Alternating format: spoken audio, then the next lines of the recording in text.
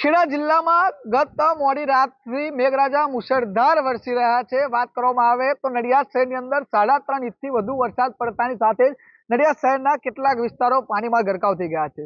દ્રશ્યો બતાવીશ જે પ્રકારે તમે આ દ્રશ્યો જોઈ રહ્યા છો નડિયાદ શહેરના ખોડિયારનગર ગંડાળા વિસ્તારના દ્રશ્યો છે, જ્યાં આગળ અત્યારે ઢીચણસમાં પાણી ભરાઈ જવાના કારણે લોકોને ભારે મુશ્કેલી વેઠવાનો વારો આવ્યો છે।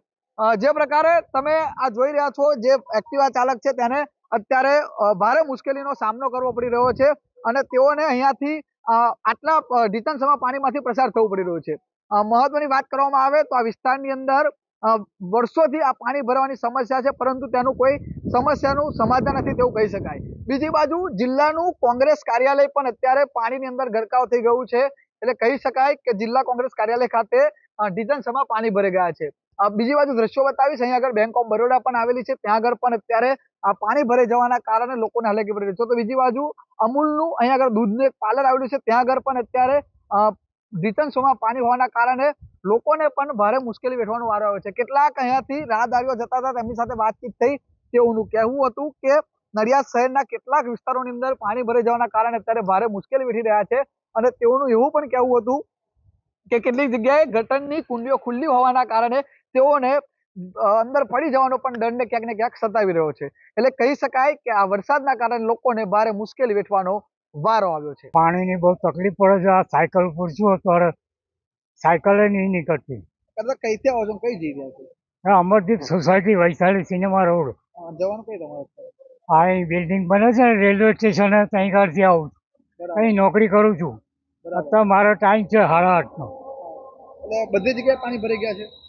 તમે કયા રસ્તે આવ્યા અત્યારે અહીંયા આગળ આવવા માટે? આ બાજુ વલ્લભનગર વાળા રોડેથી આવ્યો। બરાબર, અહીં ભરેલા છે, પાણી ભરેલા છે। સાયકલ ની રીતે તકલીફ બહુ પડી? તકલીફ બહુ પડે પાણી। તકલીફ તો વધારે છે। પાણી બધી નડિયાદની ચોપરે પાણી છે, સોસાયટી ગલ્લીઓ ગલ્લીઓમાં પાણી છે, ઢેચણસામાં પાણી છે, અમુક જગ્યા પર કેળસામાં પાણી આવે છે, અમુક ઓવરબ્રિજ ચડીને ઉપર થઈને આવે છે। હા, આખું ફરવું પડ્યું। તકલીફ તો પડે, તો મુશ્કેલી તો પડે જ ને। બધી જગ્યાએ નડિયાદની ચોપરે બધી બાજુ પાણી છે, બધા નાળા ફૂલ છે। મુશ્કેલી તો હવે પડે જ છે ને। પાણીમાં ચાલવાનું એટલે કંઈક ગરનારું ખુલ્લું હોય, કંઈક પછી ના અજાણ્યું માણસ તો અંદર જતું રહે ને પાણીમાં ખેંચી જાય। એટલે પબ્લિક નડિયાદ જનતાને એવું કહું છું કે હમણાં બહાર નીકળતા નહીં। હા, પાણી લીધી સ્થિતિ બગડી ગયેલી છે। બીજું કે અમુક ગરનારા બંધ છે, અમુક પુલીઓ ઢાંકણા ખુલ્લા છે, શક્યતા ખરી।